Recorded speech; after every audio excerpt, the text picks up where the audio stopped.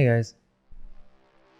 Y'all really like the War of the Worlds breakdown, so I thought it would be cool to look into Hollywood movies that deal with government cover-ups, assassinations, and conspiracy.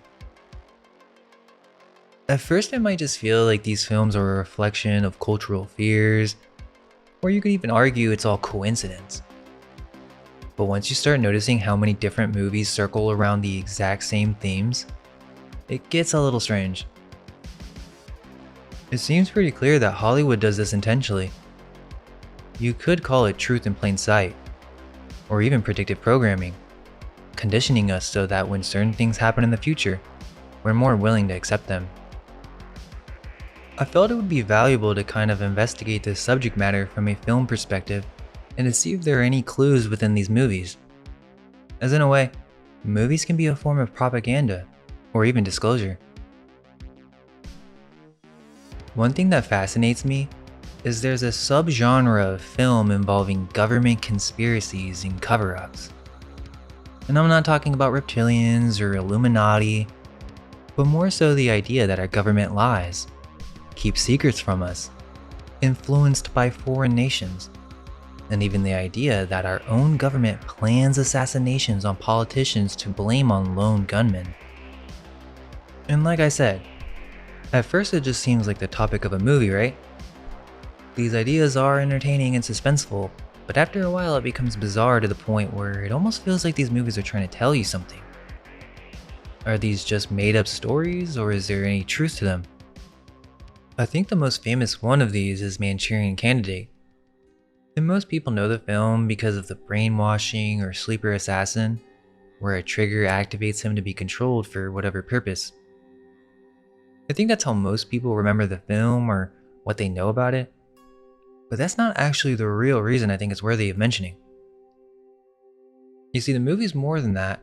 It covers a governmental manufactured crisis psyop and a planned, made-for-television assassination so that a politician can ride this shock into emergency power. Not just that, but literally it's called Manchurian Candidate. It's called that because the movie's about how a foreign communist government was working with American politicians to install their own Manchurian Candidate. If you haven't seen the movie, it's about how in 1952, during the Korean War, Soviets capture a US unit and bring them to Manchuria in communist China. Now when the soldiers return to the United States, everyone has a memory that Raymond Shaw was a hero and saved their lives. But these are actually false memories that were implanted by Communist China in their MK Ultra-like program. Not only did they implant false memories, they hypnotized Shaw to be a sleeper assassin, where through a trigger, his secret personality would be activated. To me, that's not really the crazy part. The crazy part is that Shaw, the assassin, has a mother named Eleanor who is the driving force behind her husband, Shaw's stepfather, who is a senator.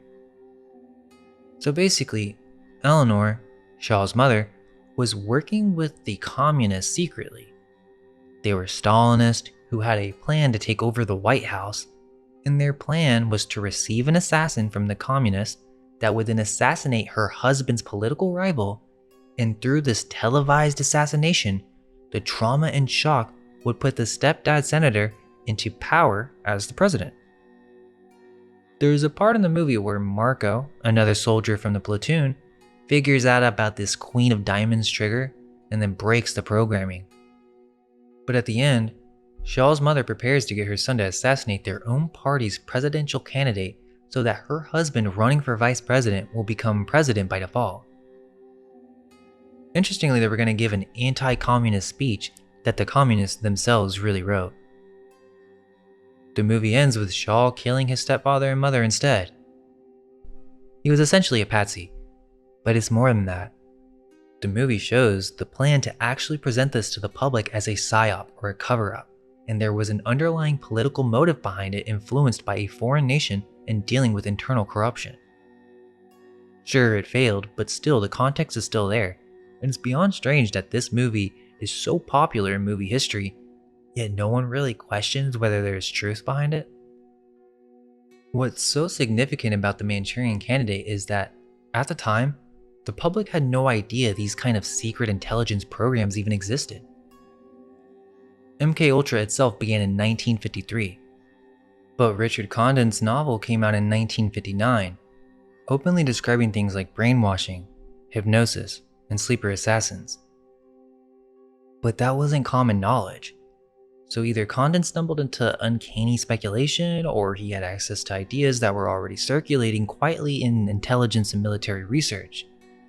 But either way, it feels like some form of disclosure. And MKUltra wasn't the first. Before it, the CIA had Project Bluebird, 1950, and Project Artichoke, 1951. These programs explicitly experimented with hypnosis, drugs, memory implantation, and the creation of involuntary agents. The official record even admits they studied whether a person could be involuntarily made to perform an act of attempted assassination. Think about that. This was written into CIA documents a full decade before the film version of the Manchurian Candidate hit theaters in 1962, and this wasn't revealed to the public until 1975. And I do want to highlight that I'm not mentioning this movie because of the sleeper agent stuff, but more so to discuss the foreign influence and planned crisis, but the remake gets even crazier with that aspect. In the 2004 remake, instead of Cold War communists, the story shifts to the Gulf War in the post-9/11 era. This movie's honestly terrifying. It has this surreal vibe, these weird camera angles, strange audio, dystopian vibe, big actors, and all sorts of coded imagery. Go back and watch it with new eyes, it's pretty insane. It opens in 1991 Kuwait. Soldiers are ambushed, and Raymond Shaw supposedly saves the day. We cut to 2004. Major Bennett Marco, Denzel Washington, is retelling this heroic story. One of his old soldiers, Corporal Melvin, shows up traumatized, clutching a notebook full of schizophrenic drawings, including a strange tattooed woman, and he's insisting that he's been having these very bizarre dreams, and he was wondering if Marco has had them too. And throughout the movie, there's this constant theme where it's obvious that the media is lying to the people. The whole Medal of Honor story that we saw is a completely fabricated event. The newspapers praise Shaw as a war hero and a congressman, but the truth is, these memories have been both implanted and their memories have been erased. The characters can't remember what actually happened. And so, Shaw's mother, Eleanor, who's basically like this Hillary Clinton type, she pulls the strings in this Democratic convention scene. They never say Democrat, but it's obvious that they're Democrats. Shaw himself makes a sharp point about professionals in politics only serving themselves and that he's an amateur. Interestingly, in this movie, they actually dive into the history of Shaw's elite background. He's from the wealthy Prentice family, Harvard honors, grandson of a legendary industrialist. On TV, Melvin gushes about Shaw being the most selfless man he's ever known, and Marco starts to repeat this line in sync as if it was programmed conditioning. Then comes this insane dream sequence. It gets really creepy here.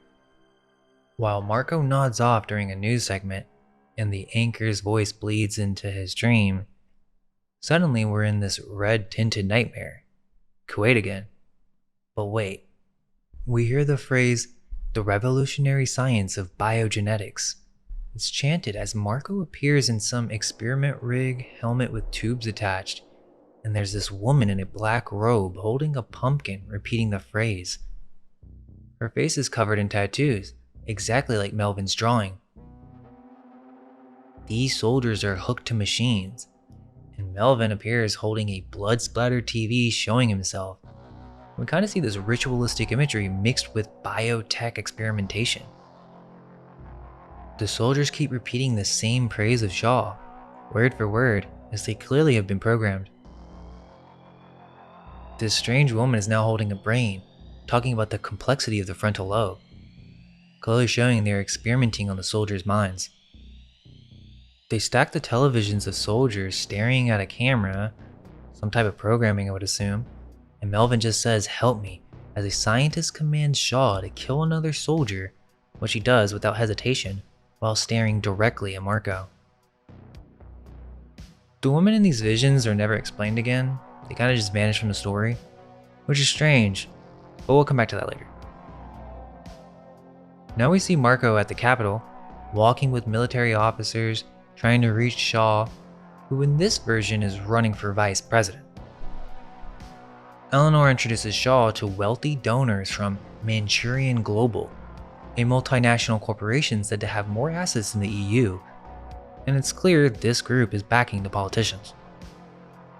When Marco finally sees Shaw again, there's something really weird about it. The audio and camera are extremely disorienting, and Shaw says he needs to talk, but then avoids him to meet with Jocelyn, the daughter of the Republican VP nominee. And it's the same subplot from the original where Eleanor drove her away from him. When Marco and Shaw do finally speak, Shaw's like being weird, he's acting all cold, telling Marco not to touch him, and soon after this, Marco's interrogated by superiors about why he tried to contact him. And they mention this a few times throughout the film, but they say that he has Gulf War syndrome, pushing these meds on him and just brushing off his dreams, while Marco insists that they were hypnotized during the war. His colonel reacts defensively, of course, ordering him to drop it and telling him to never contact Shaw again. But what's weird is that even today they don't know the cause of Gulf War syndrome, so this movie's basically implying a lot here, but yeah, that's a weird connection. So Shaw, now in a hotel, suddenly gets a phone call where a man says his full name. This whirring sound effect goes off and now he's activated. The lights get brighter. He's led through a hidden door into a lab where a scientist is giving him a checkup. Shaw doesn't even remember him. And here the remake goes further than the original. This isn't just hypnosis or drugs. In this movie, it's biotech implants. A chip in the brain that alters synapses and makes them controllable. Technology far beyond what the public was aware of in 2004. Meanwhile, Marco's getting close to this girl named Eugenie, a woman he met at the grocery store. They go to her place, and he finds an implant under his own skin, and he cuts it out, but then he drops it in the sink. There's also a lot of news reports in the background of this movie, and there's this one part where it's mentioning Manchurian Global signing defense contracts around the world, showing this corporation's bigger than just the US. Marco goes to an Albanian tech guy who explains that the army once tested implants to ID soldiers like barcodes, which ties into real pushes for ID chips and medical records at the time. The Albanian even questions whether Marco is still dreaming in Kuwait, suggesting none of this is real. Marco confronts Shaw again, telling him about the dreams and the implants, but Shaw just dismisses it, and then Marco bites his shoulder and rips out the implant with his teeth. And Shaw even admits in this scene that he feels like a sock puppet, but Shaw doesn't realize that he just pulled an implant out of his shoulder.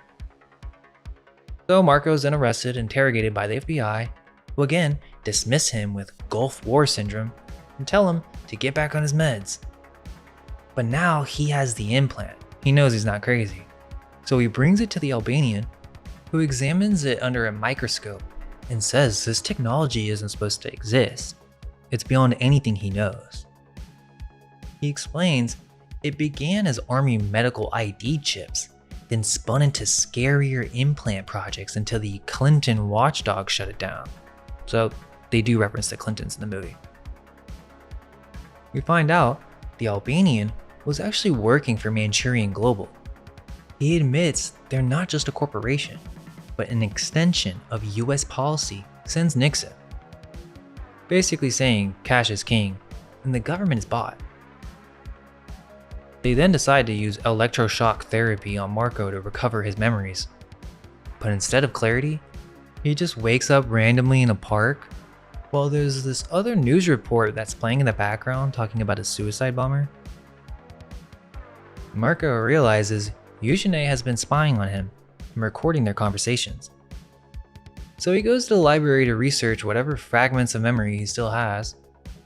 And this seems pretty wild because if you pause on the newspapers that he's looking at, you see all this hidden info about Manchurian Global. The movie doesn't really talk about it, you have to pause and kind of read what they're saying. And the articles are showing that they're funding wars for multiple nations, signing defense contracts worldwide, and there are even these detailed write-ups on these biochips.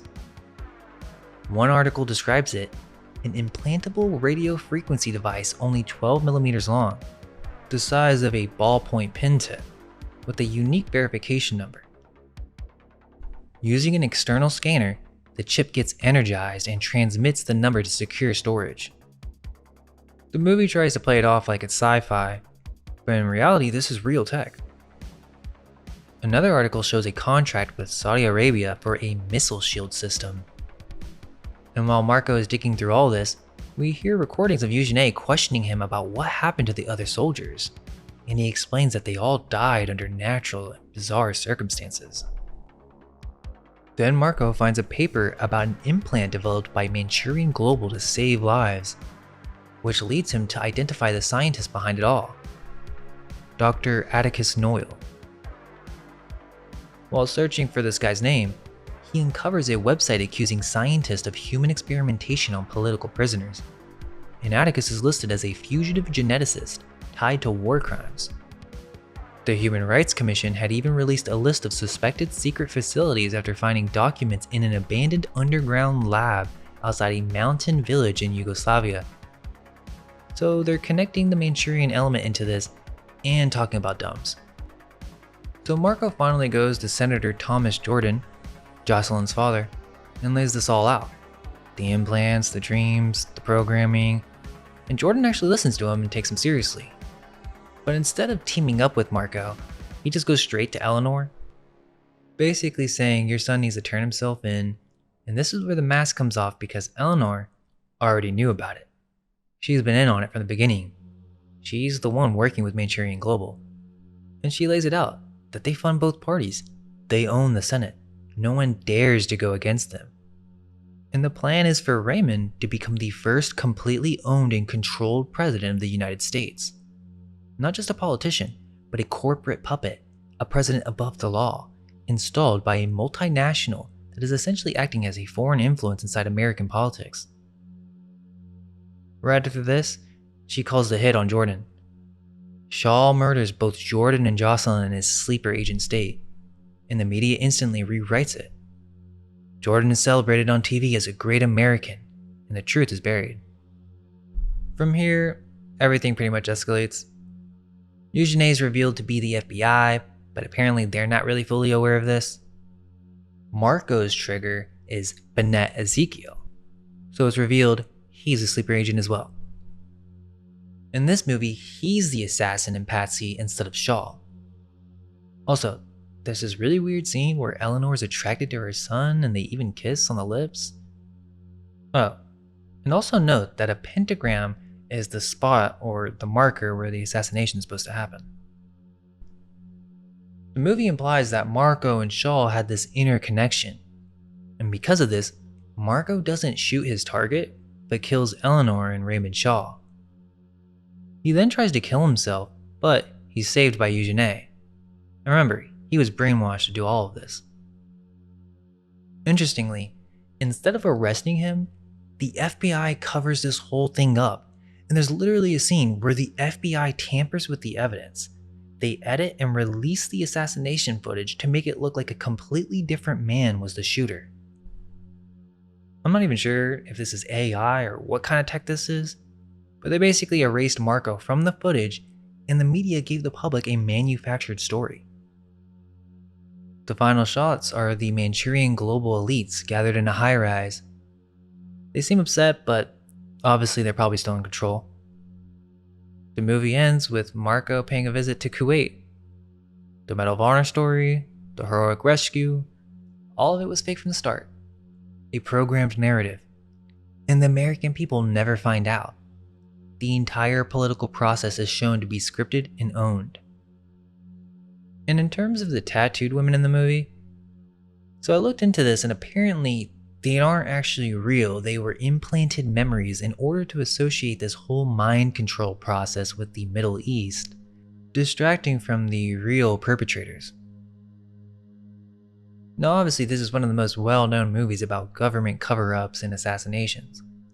But the 2004 remake takes it to a whole new level, moving beyond the MK Ultra style mind control into full-on biotech implants that can literally rewire the brain, alter memory, or even implant new ones.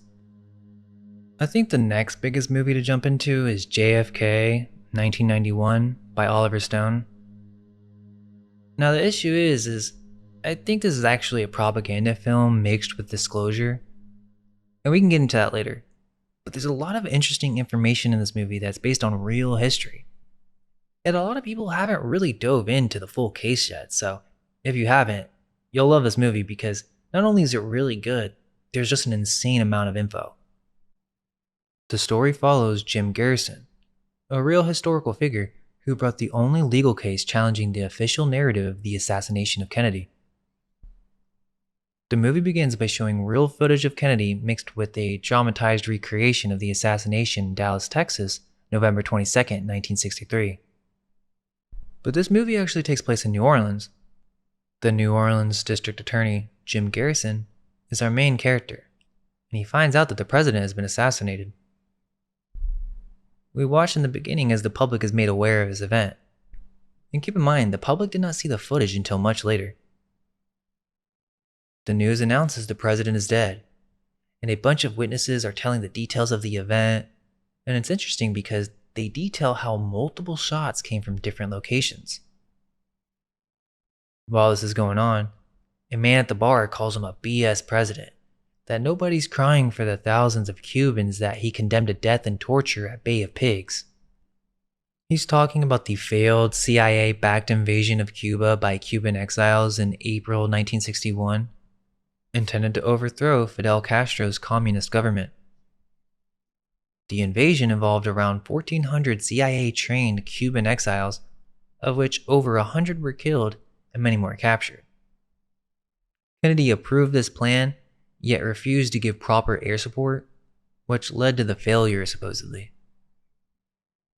Now very quickly, it seems within the hour, they have a suspect that killed an officer, J.D. Tippit, and they find the guy in a movie theater, Lee Harvey Oswald.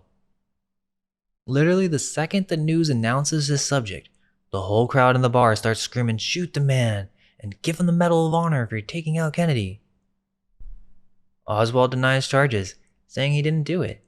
They took him in because he lived in the Soviet Union, and he says the famous line, "I'm just a patsy." There's another interesting line in this movie where one of the reporters asks Oswald, "What happened to your eye?" Meaning he has a black eye, and he says a policeman hit him.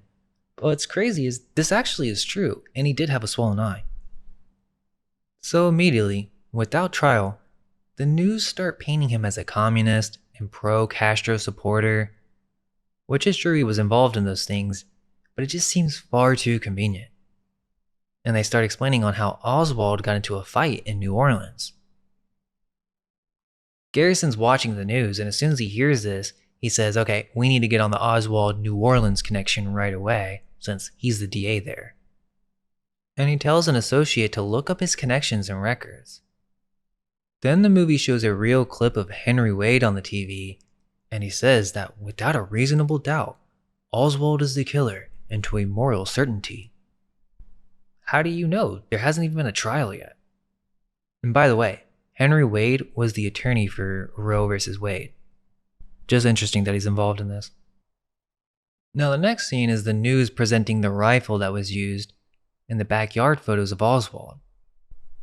His wife also defends him, calling him a good man and husband. So the entire DA office in New Orleans is trying to look into Oswald, and they find out that there's this David Ferrie guy who seems suspicious, and he's rumored to be a homosexual. As they're looking into this, the news shows Oswald getting murdered by Jack Ruby, whose real name was Jacob Leon Rubenstein.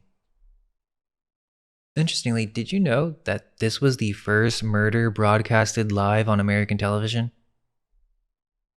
One of the characters says, 70 cops there, what were they doing? And that's a good point. How does someone just walk up and do that? He says, Looks like somebody just saved the Dallas DA a pile of work. Garrison says he still wants to investigate David Ferrie, but he's starting to get very suspicious of everything that's unfolding. Which, think about it. The timeline of events are November 22nd, President is assassinated, and Oswald's captured the very same day. November 23rd, backyard photos found and weapons found. They're already positive it's him, and leading the public to believe that this is the case. November 24th, he's killed by Jack Ruby while Oswald was being transferred to the county jail via the police department basement, and somehow Jack got in there through security. Keep in mind that the backyard photos weren't published until 1964, which makes no sense. Why would you wait a year? Or maybe it does, as you'll see. That whole timeline's very fast-paced, and so the movie kind of lays that all out in the first 30 minutes, and now we follow Garrison as he begins to start making connections. So they bring in David Ferrie, and again, all these people are real people. And it's interesting how they even nailed the hair and eyebrows. David had a rare disease where he lost a lot of hair, so he wore a wig and glued on fake eyebrows. They interrogate David and ask him if he knew Oswald. He denies it, even though they bring up how he served under his Civil Air Patrol, but David just says he doesn't remember. David sticks to the story, and Garrison says, "Oh, well, we must have mistaken information. However, there is one thing. Why did you take a trip to Texas shortly after the assassination?" David starts to get nervous, saying, well, he went to Houston to go ice skating. But Garrison says, why would you go ice skating in Texas during one of the worst thunderstorms in recent memory? Basically, Garrison starts to find plot holes in his story and that David's actually lying to him. He catches him lying because David didn't know that Garrison had interviewed his friends that he went on a trip with before interviewing him, and their stories didn't match at all. Garrison doesn't believe him, so he gets the FBI to detain him for further investigation. However, next scene, the FBI immediately gives an announcement saying they released David Ferrie because the Bureau found no evidence that Ferrie knew Oswald or has had any connection with the assassination. Then the FBI puts the blame on Garrison, saying they never brought him in, that it was the DA in New Orleans. And one of the characters in the office says, "Hey, I thought we were on the same side." That's pretty fast the way they let him go. At first, Garrison says, "I guess they know something we don't. Let's just get on with our lives." And so, then the movie talks about the Warren Commission headed by Chief Justice Earl Warren. On the panel are Alan Dulles, ex-CIA chief, Gerald Ford, banker John McCloy, and several others. So 3 years pass by now, and the movie picks up. Garrison's on a plane talking to a senator about how things have gone downhill since Kennedy died. And the senator says, "Those Warren Commission fellows were full of it." He says, "Nobody's going to tell me that kid did that shot like he did at the bookshop." Garrison says, "I thought the FBI tested to see if it could be done." And the senator says, "Yeah, they brought 3 experts in and not one could do it. They're trying to tell us that Oswald took 3 shots with world-class precision from a manual bolt-action rifle in less than 6 seconds. Interestingly, it kind of shows a reenactment to show how unrealistic this is. The first shot would have had to have been the most accurate, yet the final shot was the headshot, supposedly. And the speed in which you would have to reload would allow for 0 aiming time. And keep in mind, he's hitting a moving target. He then says, "And they got that zigzagging bullet." That's the crazy part that we'll break down later. But the senator's basically planting a seed for Garrison. He doesn't believe the Warren report at all. Oswald was just a decoy, just a patsy. So Garrison starts studying the Warren report in detail. His wife's trying to have dinner, but Jim's like, "Honey, did you know that Oswald was interrogated for 12 hours after the assassination with no lawyer present and none of it was recorded?" And this is actually true. He calls it one of the sloppiest investigations he's ever seen, and this is the assassination of the president. Dozens and dozens of witnesses said that they heard shots from the grassy knoll area in front of Kennedy and not the book depository behind him. The next scene is Garrison staying up all night reading the Warren report, and there's a part where they're talking about these transients that were found on a train nearby after the assassination. They were tramps and hobos, but this is a major clue. Another witness describes suspicious activity he observed in Dealey Plaza before the JFK assassination, including 3 cars circling the parking lot between noon and the shooting, one driven by a man using what appeared to be a radio, and a muddy white Chevrolet Impala entering minutes before the shots. He saw 2 men behind a picket fence near the grassy knoll, one middle-aged and heavyset, the other younger, and 2 uniformed men in the parking lot, noting a flash of lighter smoke during the shooting, obviously suggesting that something unusual is going on in that area. Garrison wakes up sweating and he says he can't believe it. He starts to think Oswald was actually a part of intelligence because he was given a Russian language exam training in Russia as a Marine radar operator, implying his defection to the Soviet Union was deliberate and not accidental. Garrison and his crew then go to Guy Bannister's office, an ex-FBI agent who became a private investigator in New Orleans. He was the head of the Anti-Communist League of the Caribbean. However, his office or building has actually 2 addresses since it's on a corner with 2 entrances. But both entrances go to the same office. But Garrison points out something interesting. Oswald used this exact same office. How do we know that? Because this address was on the pro-Castro communist leaflets that he was handing out on the summer of '63 on Canal Street. So why would a pro-communist and anti-communist be using the same office building? And these are the exact leaflets they found in his garage in Dallas. So Oswald got arrested for getting in a fight with anti-Castro Cubans here, which is strange because a few days earlier, he had contacted them as an ex-Marine trying to join their anti-Castro crusade, and when they found out he was actually pro-Castro, they came and paid him a visit. So he was both for and against Castro? There was actually no real fight, and a later lieutenant said that it felt like a staged event. And this makes sense, because shortly after Oswald was arrested, this gets a lot of publicity, and as a result, he goes on a local TV show called WDSU for a debate on if he's a communist, where supposedly he said, no, I'm a Marxist-Leninist. And keep in mind, this is the summer of 1963, so this is a few months before the assassination of JFK. And like I said earlier, this is all true. Guy Bannister was ex-FBI. He was also a Freemason and Shriner too, by the way. But yeah, Oswald showed up on a television show to debate whether he was really communist or not in the summer of '63, like what? So here we are in the August of '63. Oswald's this random 23-year-old nobody who suddenly is the face of a pro-Castro group getting hauled in for a scuffle that feels scripted, and boom, he's on TV and radio that same week, flat out telling the world, yeah, I'm a Marxist, and then they grill him about communism. 3 months later, he's fingering the trigger on the president. If that's all some unhinged lone wolf's fever dream, like, why is he getting any airtime?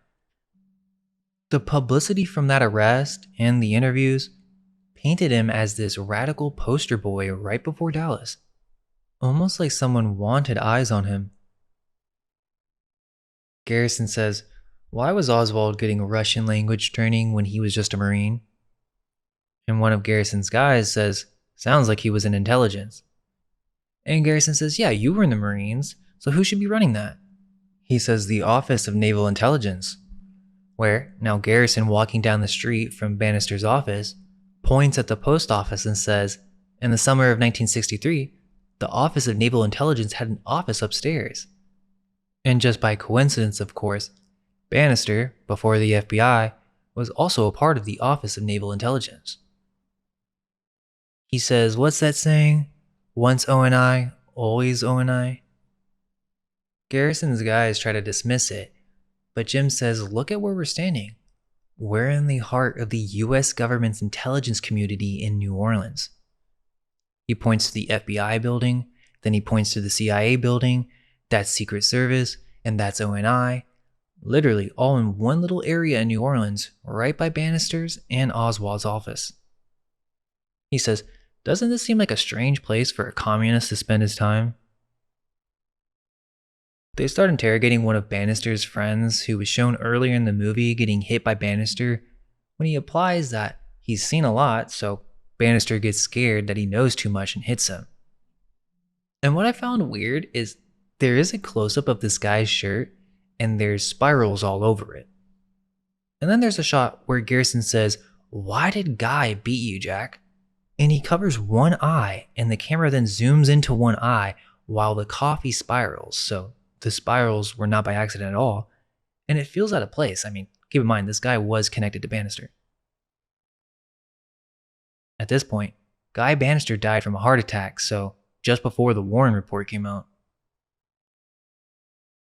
Well, Garrison finds out that David Ferrie, the man from earlier who they suspected of knowing Oswald, actually worked at this office with Guy Bannister. He practically lived there. But this is the crazy part. The office where Guy Bannister and David Ferrie and Oswald worked at was a part of Operation Mongoose, which was a secret covert CIA and Department of Defense program orchestrated by President John F. Kennedy to overthrow Castro. Okay, but think about the implications of all this, because this is a real project that literally dealt with the training of anti-Castro Cubans in planning a PSYOP assassination on Castro. Meaning, yes, it failed, but if it would have succeeded, the US likely wouldn't have admitted it. They would have spun a cover story blaming anti-Castro exiles to hide CIA involvement. That's a big deal because it means the CIA was already involved in projects like this, and this was proven with the Church Committee of 1975. They even had earlier projects too, like Operation Gladio. But yeah, so Bannister's office was a part of this supply line for Operation Mongoose. Garrison says, wait, they were doing all of this under the intelligence community in Lafayette Square? Jack says, yeah, they all knew. They were all working together. They all worked for the CIA. Jack says Oswald would meet with Bannister and was there too, and implies Oswald did know David Ferrie. Then they introduce another character, someone who's apparently above Bannister, someone with a lot of money. This is Clay Bertrand, played by Tommy Lee Jones, who's also a secret agent in Men in Black. However, Jack was trying to pretend that he forgot his name, but Garrison says, is it Clay Bertrand? He was in the Warren report. He's the one who got Oswald a lawyer. Jack starts to get really scared and starts to walk away, telling Garrison that he's incredibly naive.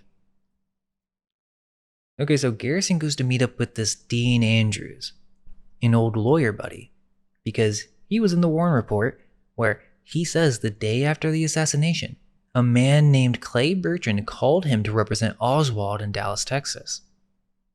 Why would they want a New Orleans lawyer for? He told the Warren report contradicting information on how tall Clay was, and then said that he never met him. Apparently, Clay Bertrand called that summer and asked Dean to help Oswald upgrade his Marine discharge. Dean says there's no conspiracy. If there was, then why didn't Bobby Kennedy prosecute as Attorney General? He was his brother. How would so many people keep a secret? Garrison knows he's lying about knowing who Clay Bertrand is, and so he threatens him with taking him to court and charging him for perjury. Dean gets nervous and says, look, if I give you the name of the big enchilada, they will kill me. You're a mouse fighting a gorilla. Now, that part of the movie is probably dramatized, but the backstory here is true. He did mention Clay Bertrand in the Warren report, describing Bertrand as a swinging cat who occasionally guaranteed fees for some of Andrews' homosexual clients. But the weird part is that 2 weeks after the assassination, Andrews, after being investigated by the FBI, switched up and said that Bertrand was just a figment of his imagination. Interestingly, in the actual trial in real life, he was charged and convicted of 3 counts of perjury for lying to a grand jury. And since we're talking about lying, interestingly, there was a photo that was released far after the trial proving that Ferrie and Oswald did know each other. Next, they go meet up with a Willie O'Keefe, who isn't based on a real person, but seems to be a composite of several witnesses involved in the real trial. So this guy, played by Kevin Bacon, says he was a prostitute for Clay Bertrand and that David Ferrie introduced them. He goes there for a party where they're supposedly planning to kill Kennedy after he ended Operation Mongoose. They also explain how Lee Harvey Oswald was called Leo and Leon, which is strange since that was Jack Ruby's middle name. In the next scene, they're at a restaurant and discussing these hobos that were arrested shortly after the assassination. Now this is one of the major clues, and this is probably going to blow your mind if you don't know about it. So these men were taken into custody, interrogated, and released, but there's no record of them being questioned. These photos were taken near the Dallas Book Depository building, and the photos were used in the real trial. Now they say they found these guys hiding in a railroad car behind the grassy knoll and that they were hobos or tramps. But do they look like hobos to you? The movie doesn't show the real photos, so here are the real photos. They do look young and well dressed for hobos. But the crazy part is that a decade after the trial, the tramps were identified and believed to be the suspects involved with Watergate.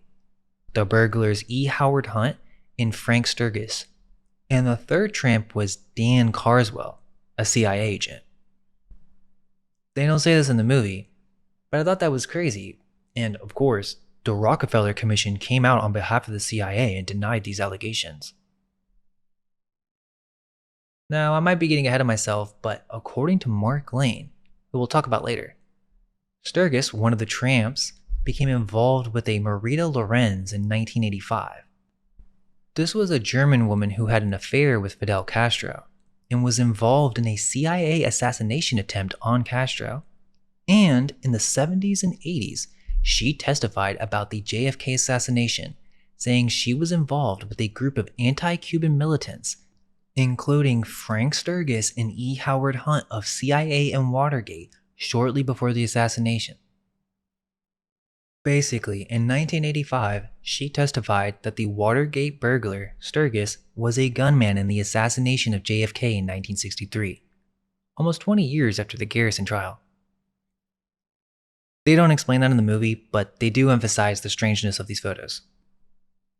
Garrison then says we need to find more witnesses. And this is another crazy thing. So one of the guys says, well, there's a Rose Cheramie. She was a dope runner for Jack Ruby, and she said that Ruby knew Oswald for years. Garrison says, okay, well, let's talk to her. She's dead too. Now, I find it insane that they even included this because they really didn't elaborate at all. They just hinted that Ruby already knew Oswald and that they were acquainted. However, what the movie doesn't mention is this. Rose was found unconscious by the side of the road at Eunice, Louisiana on the 20th of November, 1963. So that's 2 days before Kennedy was to be assassinated. A policeman took her to the state hospital where she was questioned. She told the police that she had been thrown out of the car by gangsters that worked for Jack Ruby. She claimed that these men were involved in a plot to kill JFK. She literally said it was going to happen in Dallas in a few days. She told the same story to the doctors, but because she was apparently under the influence of drugs, everyone ignored her. Following the assassination, Cheramie was interviewed by the police. She claimed that Lee Harvey Oswald had visited Ruby's nightclub. In fact, she believed the two men were having a homosexual relationship. Upon arrival in Houston, she repeated this claim to Captain Morgan, but refused to talk to federal authorities, saying she didn't want to get involved in this mess. According to Lieutenant Fruge, the information Rose Cheramie supplied about the narcotics ring was true and good information. Rose Cheramie was found dead on the 4th of September, 1965. At first, it appeared that she had been involved in a road accident. Later, it was argued that she had been shot in the head before being run over by a car in order to disguise the original wound. So yeah, apparently this woman has the ability to predict the future. And with how well researched this movie is, it would seem they deliberately left that out. This is actually a big scene. There's another clue in this restaurant meeting that they're having, and as they're discussing the history of Oswald and all the weird stuff about him, there are a few very fast shots that are not really explained at all. It shows a cutout of Oswald along with a picture of Oswald's head, and we're going to talk about it in a second. But I noticed that on my second watch. This is actually a little clue that we're going to discuss in another movie too, but I just wanted to point it out because they're referencing something here, but it's kind of in the background while they're discussing something else entirely. They also bring up a pretty good point. Why would Oswald use a rifle that was traceable to his name? It makes no sense when you can walk into any Dallas gun shop and just give them a fake name. In the next scene, Garrison interviews some more witnesses, and one witness in particular talks about how Oswald and David Ferrie were at this carousel club, which is Jack Ruby's nightclub. In the movie, there's this reenactment, and Oswald and Jack were friends apparently. Then they show the scene of Jack Ruby wanting to tell the truth and warning that a whole new form of government is about to take over. Okay, so they start talking about the Zapruder film, and it proves that 3 shots were taken in 5.6 seconds. The Zapruder film is the famous film that we all know of JFK's assassination. Apparently, this is the only clear footage of the event. It was taken by Abraham Zapruder. And this whole thing has a weird backstory. So literally the next day after the assassination, the film was bought for $150K or $1.5 million today by Life magazine. Interesting that Life wanted it. The weird part is that CBS had to describe what the footage looked like on national television after seeing it. However, the film wasn't really revealed to the American public nationally until almost 10 years later, where, when it finally was released, people noted that it did not match the description by CBS. They did release frames, but the footage itself was not seen until far later after the assassination, which is beyond bizarre. In fact, we can probably thank Garrison, as he had to subpoena the film for the case in 1967, or it was first shown to a public audience. So the movie plays out the triangulation theory. And again, we see how difficult it would be for a lone gunman to take 3 shots in less than 6 seconds with a bolt-action rifle. Now, another interesting part comes up talking about Oswald in Dallas before the assassination and how he was seen at a shooting range, he went to a gun shop to get a scope, and he went to a car shop to buy a car even though he doesn't drive. And the movie shows a different actor, implying that they set him up with a fake Oswald to go do this stuff, clearly trying to draw attention to himself. And so he's going to these places and just saying dumb stuff like he went to a rifle range, shot someone else's target, and said, "Oh, I thought that was Kennedy." Then they tell this whole story with some anti-Castro Cuban guy and Oswald wanting to kill Kennedy, and they tell this to this lady named Sylvia. The issue is, the Warren Commission says Sylvia has bad eyesight because Oswald was supposed to be in Mexico during this time, and the CIA released this photo of Oswald here. Interestingly, in the movie, they actually used a real-life photo. So apparently, this is real. The CIA actually released these photos and said Oswald was in Mexico trying to get back into Cuba. And I mean, come on. I think we can all agree this guy looks absolutely nothing like Oswald. The movie says the Warren Report was trying really hard to paint him as a communist. Alright, but this is when they elaborate on that clue from earlier. They actually explain that the backyard photos of Oswald are fakes. Apparently, Oswald told an Officer Fritz that those photos are not him, and that somebody superimposed his face on the photos. And as you guys know, I love looking into old photo manipulation, so I do have a good eye for it. But if you type in backyard Oswald photos, you'll see that it's actually a little hard to tell whether they're real or not. It's well done if so. But most argue that the different photos have variations in shadows, that the pose looks weird and unnatural, his face proportions change, and those are just some of the arguments.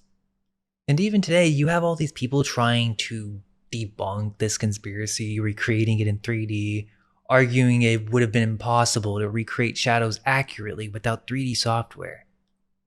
I mean, the denial is pretty ridiculous because, think about it. We just discussed the other Oswald in Mexico, so they're willing to lie about photos. I mean, we can agree that's not Oswald. I'm not saying the photo's photo manipulated. I'm saying they lied about that photo. Okay. So in my opinion, these photos are clearly faked. The proof is the Life magazine cover, which is why they show it in the movie. If you look at the backyard photos alone, it's too hard to tell. But in the Life magazine cover from 1964, you have to find the actual magazine. It's blatantly clear. Look, zoom in right here. You see this edge? That's simply too sharp of an edge. That edge right there proves this is a cutout. Watch, now that I pointed it out, I'm going to zoom in and out. You see it? They do this through a photo montage, and then they reshoot the photo so that there's film grain on top, and that's actually what they were showing in the movie earlier. But like I said, zoom into that edge, that proves he's composited on top of that background. For whatever reason, you can only clearly see it in the Life magazine version. They most likely re-edited them multiple times. I'm just gonna add that if it were proven that these photos were faked, just think of the implications from a historical standpoint, as I've discussed this type of old Photoshop in several other videos. And just in case you want another clue, because I see this in a lot of old photo montages, is you need to look for differences in resolution. Again, zoom in and out, and you can see his face is of a far greater resolution than the shirt in the background, and exposure alone cannot compensate for that. Not just resolution, but also grading and black levels. Notice how dark the shadows are under his chin and nose compared to other shadows on his shirt and in the background. Different black levels often hint towards photo manipulation. The film even talks about how Oswald was experienced in photographic work and he knew it was faked. Then, the woman discussing this talks about how she brought it to photo experts and they told her that the shadows don't match up. And they also note that something weird with the chin is going on and how the head was superimposed. Notice how the jawline isn't very clear. In the movie, they don't actually use the real life cover, so it's a bit more obvious in the movie, but yeah, we'll come back to this as it comes up again in another movie. This is when they figure out who Clay Bertrand is. It's Clay Shaw, which is what the movie's about, the trial of Clay Shaw. In real life, he was a wealthy businessman in New Orleans and a military officer. They bring in Shaw, which I find weird, right? Like Raymond Shaw, Clay Shaw. Maybe it's nothing, but they start asking him questions, and there's this scene where they're all dressed up, and something's really off about this scene. I think this is the weirdest scene of the movie. But yeah, this is kind of connected with secret society stuff. Garrison asks Shaw if he has any connection to the CIA, which he avoids the question and then leaves. Well, after this, the investigation goes public. And this is interesting because they haven't really done anything wrong yet, but now the newspapers and media start this entire smearing campaign on Garrison. Obviously, they're getting close to the truth if the media is coming for them like that instead of supporting a deeper investigation. David Ferrie's freaking out now because he's the prime suspect. But what's crazy is this is where they explain that earlier scene that I was talking about that was super weird.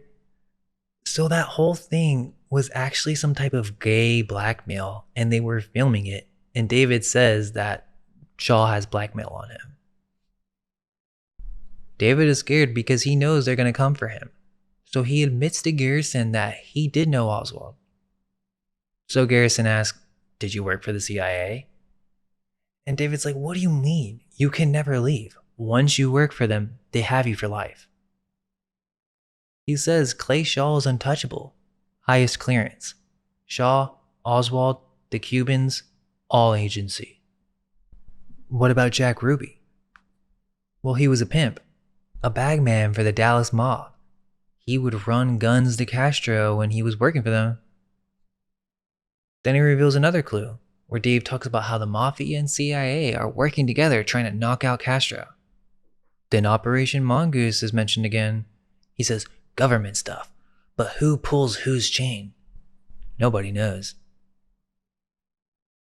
Next day, they find out that the entire DA office is bugged and that David Ferrie is dead.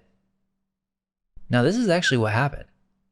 About a week after the New Orleans newspaper broke the story of Garrison's investigation, Ferrie was found dead in his apartment with 2 unsigned, undated typed letters. This is one of the craziest parts because think about it. If it really was just a lone assassin, then why did they bug Garrison's office, discredit him in the media, and attempt to disrupt his investigation? And there's another scene where one of the investigators under Jim is approached by an FBI agent. So apparently he's a rat working with intelligence in some way, so it's implied that the FBI bugged his office. But now we get to the best part of the movie. Or this is probably the most juice. Garrison goes to Washington, D.C. to meet up with a Mr. X. This guy basically tells Jim the secret. This man was a part of black operations, black ops, assassinations, coup d'etat, rigging elections, propaganda, psychological warfare, and he talks about all the different regimes and countries they overthrew to change who was in power. He worked for the Pentagon and was sent to the South Pole or New Zealand by his superior named Y. This part's crazy because it talks about a mistake that was made in the media. Oswald was charged 7 p.m. Dallas time with Tippett's murder. That's 2 p.m. the next day in New Zealand. But already their papers had the entire history of this unknown 24-year-old Oswald. Studio, picture, detailed biography, Russian information, and had already come to the conclusion that Oswald killed the president alone. This is before an investigation had even begun.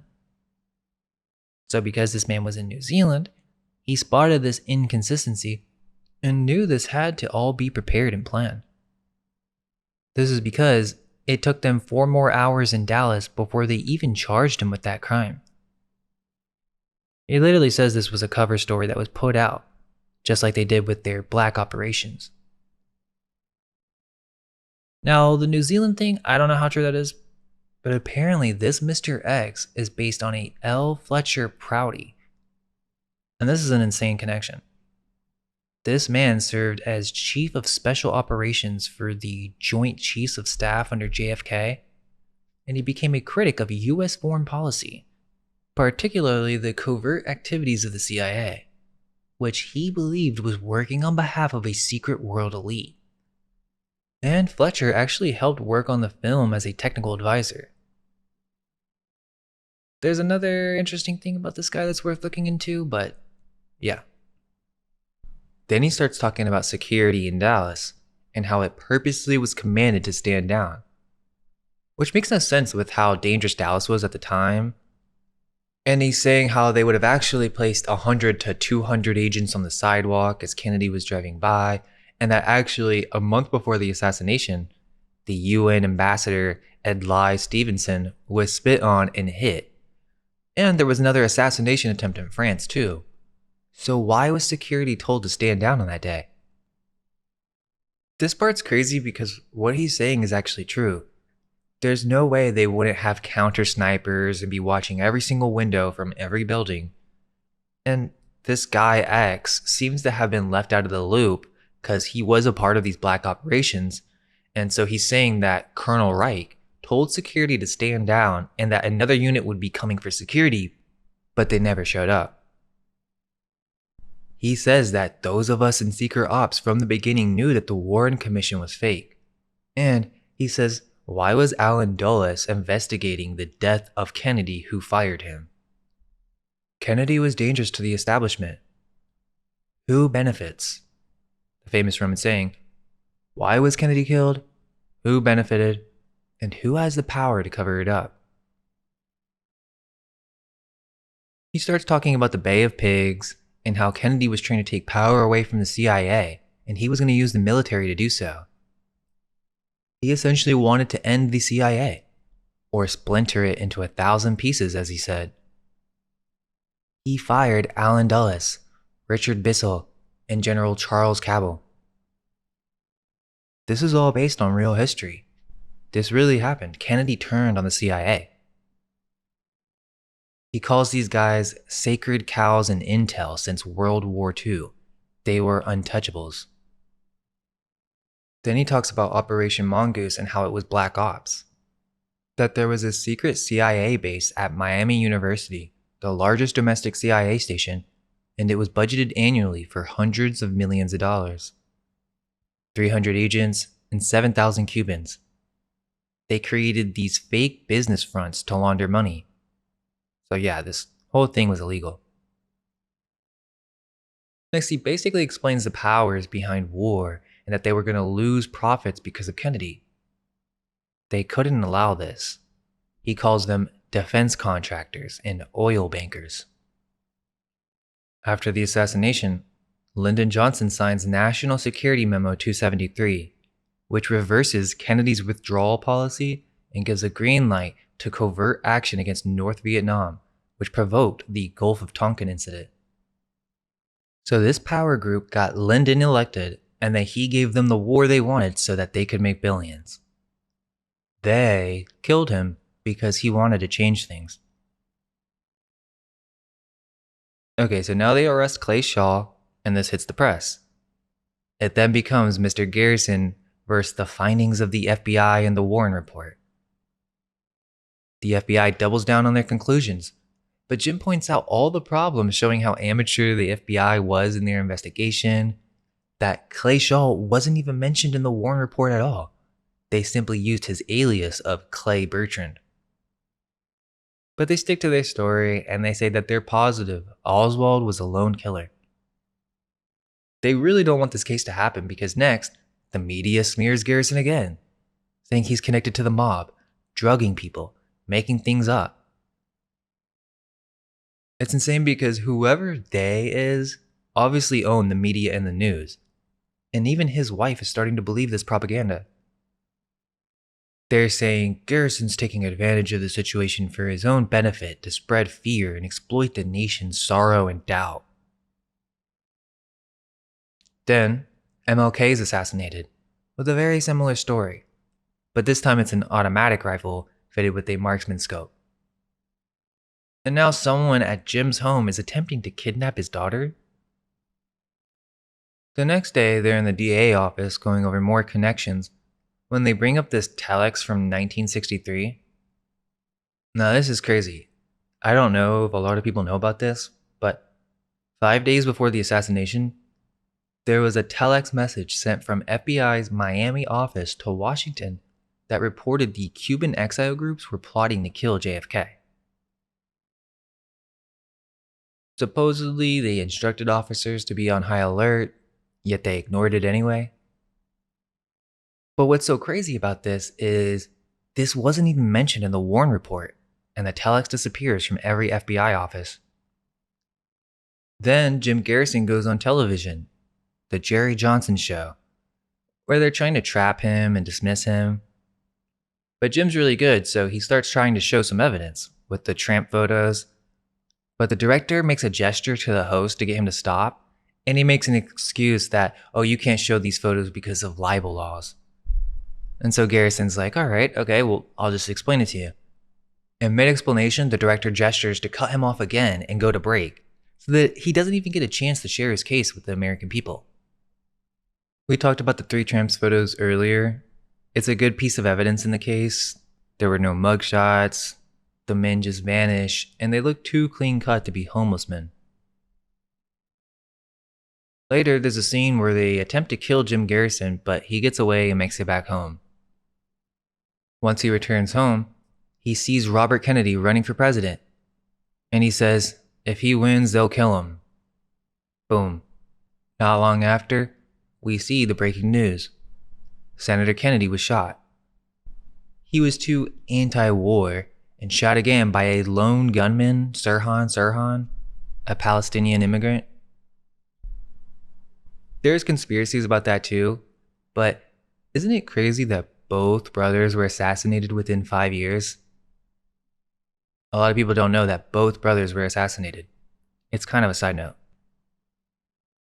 Okay, now we get to the trial part, which, like I was saying, is where the Zapruder film was first really shown to a public audience, even if it was limited. In the movie, they actually show the film. It wasn't until 1975, 12 years later, that the wider public saw the film on ABC's Goodnight America. That alone is insane to me. They literally suppressed the footage. So Garrison starts to make his case, and it's a good explanation. The Warren report says that there are 3 bullets shot. Here's what we know from that. We know that 1 bullet left a superficial wound on a bystander's cheek. We know that 1 bullet did the final headshot, right? Obviously.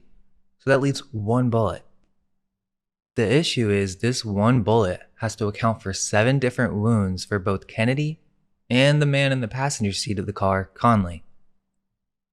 Instead of admitting conspiracy or further investigation, the Warren Commission actually endorsed a theory called the magic bullet theory. And this is literally a real thing if you didn't know. The magic bullet theory says that the bullet enters the president's back, headed downward at a 17-degree angle. It then moves upwards to leave Kennedy's body from the front of his neck. The bullet then waits 1.6 seconds, presumably in midair, where it then turns right, then left, then right, then left again, then hits Conley in his right armpit, and then heads downward, shattering his rib and exiting to the right of his chest. The bullet then turns right, re-entering Conley's body at his right wrist, shatters his radius bone, exits Conley's wrist, makes a dramatic U-turn, then buries itself in Conley's left thigh, which then it later falls out and is found in almost pristine condition in a hospital. In the movie, they actually show someone planting the bullet. He then shows the jury a bullet that's been fired through a human wrist bone, and shows what it looks like compared to the pristine magic bullet. He says, if the magic bullet made 7 wounds and went through several different bones, then how is it in perfect condition? This single magic bullet explanation is the entire foundation of the Warren Commission's claim of a lone assassin. Once you conclude the magic bullet could not make all 7 wounds, you then have to conclude there was a 4th shot and a 2nd rifleman. Then there's the epileptic seizure incident. Around 12:15, about 15 minutes before the shots, a man collapsed on the sidewalk near the Texas School Book Depository. He appeared to be having an epileptic seizure. Police and ambulance showed up, and it created this commotion that distracted law enforcement. The man was taken away, but strangely, he was never identified, no hospital records, no name, no follow-up. Odd coincidence, right? Then Garrison presents his theory on how he believes this was done, which is the triangulation theory, and that the final headshot was done from the grassy knoll in the front, not shot from behind, as you can see his head clearly go back when getting hit. Then he breaks down all the weird components to Oswald after the shooting. Well, first we have to assume that using a manual bolt-action rifle, he shot 3 shots in less than 5.6 seconds, hitting a moving target with 1 being a precise shot. But that's hard to believe. Then he stays in the building for a bit where he gets a snack and drinks a Coke, walks straight to the front door where the cops are gathered, and then walks home for a moment. He picks up a gun where they say that he murdered an officer, yet multiple witnesses describe a different man. And these witnesses were never brought in for the Warren Commission. Then, they say that he ran into a movie theater where he didn't pay the ticket. And so the cashier calls the cops, where then 30 cops show up and arrested Oswald, suspecting he was the shooter. As soon as he exits the theater with the cops, there's a crowd there screaming at him.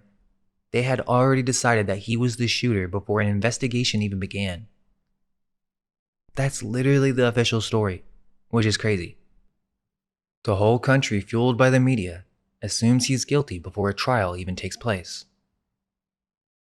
Then, under the guise of a patriotic club owner, out to spare Jackie Kennedy from testifying at trial, Jack Ruby's let into a garage by one of his men in the police force, and it literally says this in the movie, that Oswald is brought out like a sacrificial lamb.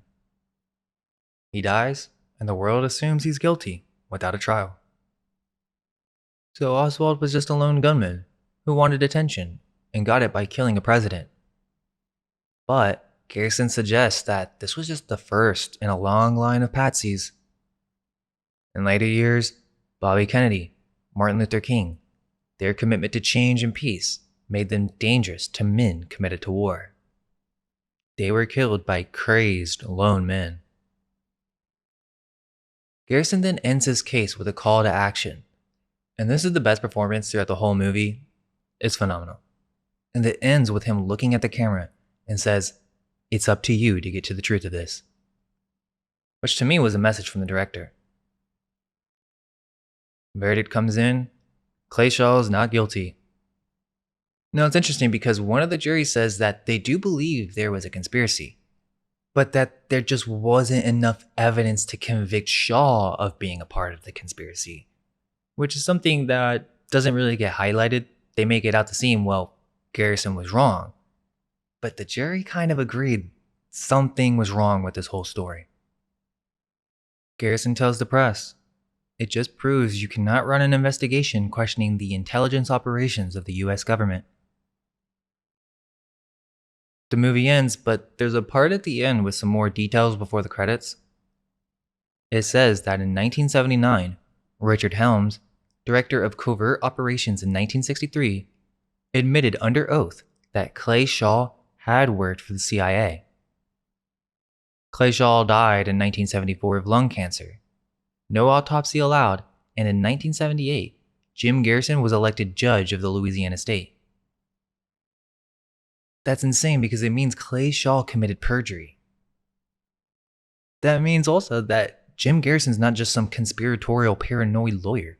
He was well respected. And there was a congressional investigation from 1976 to 1979 that found a probable conspiracy in the assassination of John F. Kennedy, and they recommended that the Justice Department investigate further. As of 1991, the Justice Department has done nothing.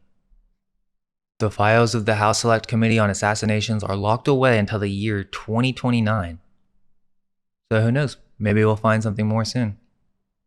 Oh, and I like this quote. "This movie is dedicated to the young in whose spirit the search for truth marches on." So yeah, this is an insane movie.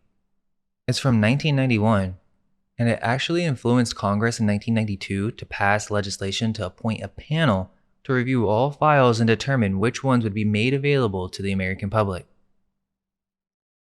But listen, there's another aspect of this movie that we can't really explore further. It involves a controversy that was revealed about someone who worked on the film, but yeah. If indeed it was a lone gunman, then why did the records need to be sealed for 75 years? That makes no sense if Oswald simply brought a gun and killed JFK. The film is 3 hours and a half long, but I highly recommend watching it. Okay, well let's move on to some more 90s truth bomb movies. Let's talk about Enemy of the State with Will Smith from 1998 and how it was predictive programming, because keep in mind this is 3 years before 9/11. Jon Voight was in Manchurian Candidate, and he's in this movie too, interestingly. And just a coincidence, right, that he plays a character named Thomas in both films. Here, he's a high-ranking NSA official and he's pushing this new bill called the Telecommunications Security and Privacy Act.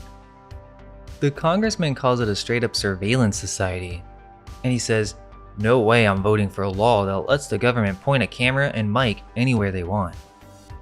But Thomas hits him with the same war logic, and this is before the whole war on terror was even a thing.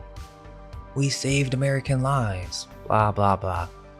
And when that doesn't work, they blackmail him and then kill him. And then you get the opening credits showing how deep the surveillance state already runs.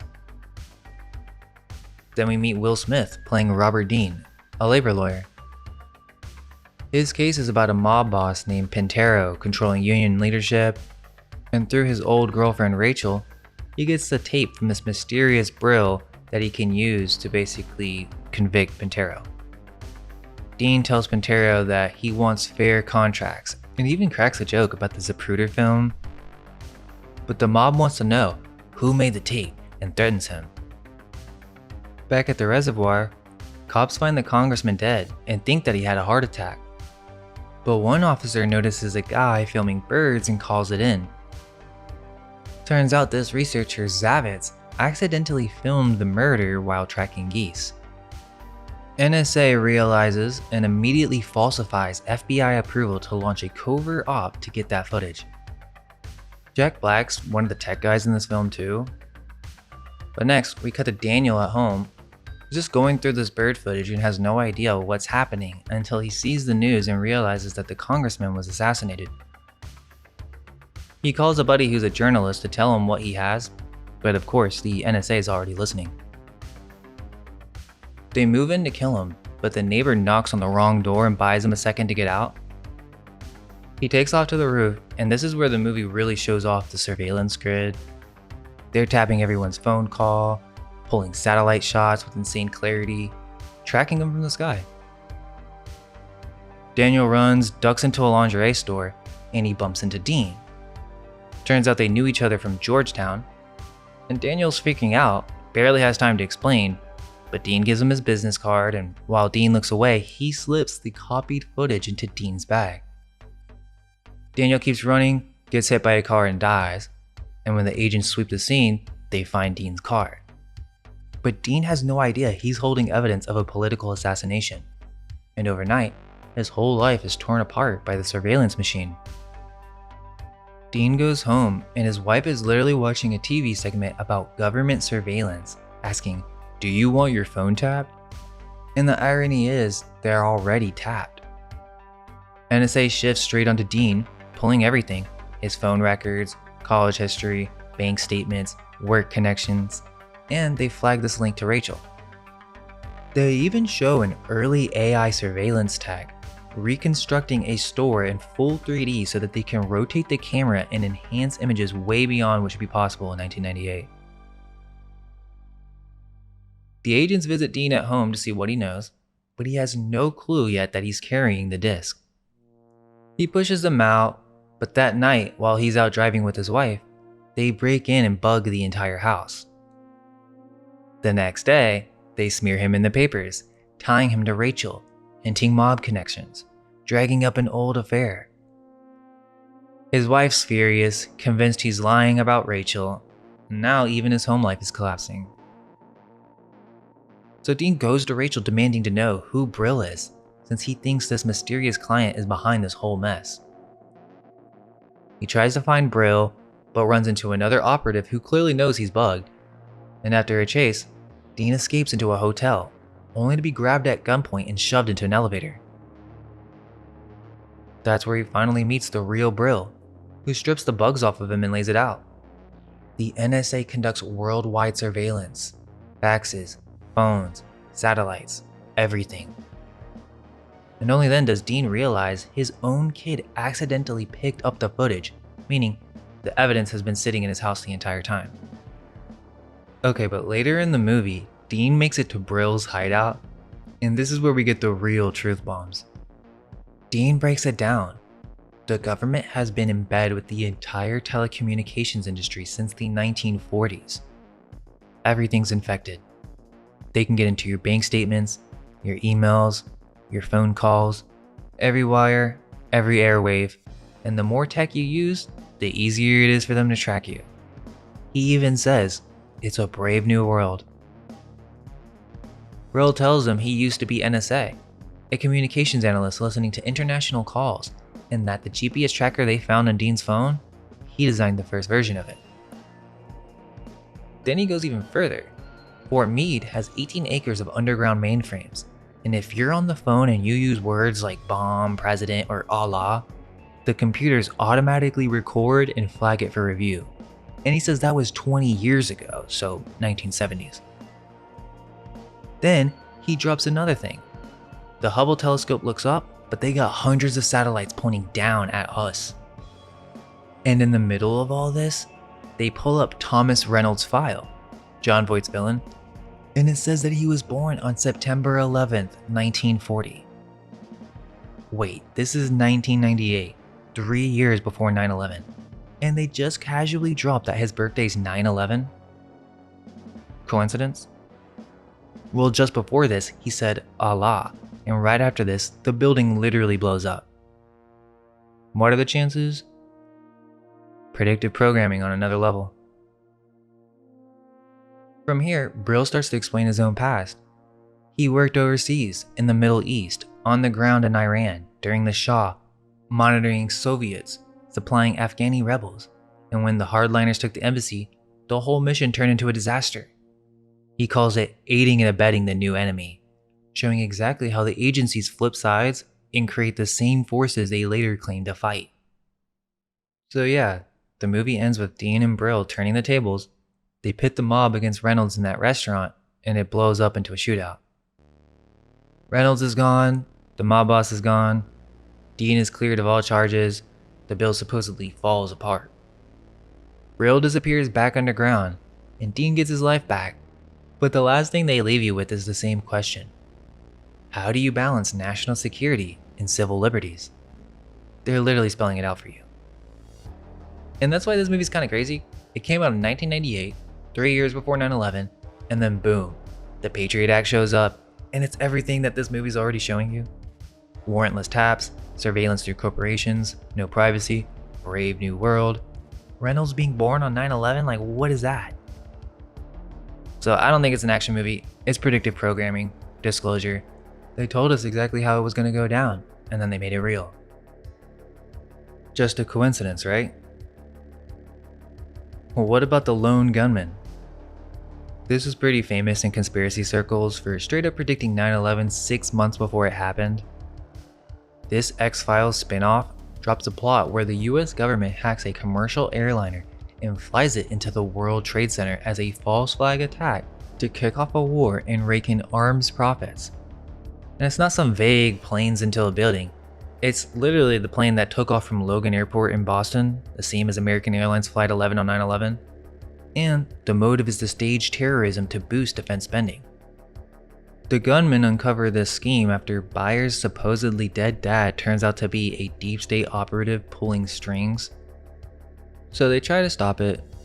Byers boards the flight, confronts his father, and they barely save the day by clipping the World Trade Center antenna instead of slamming into the towers.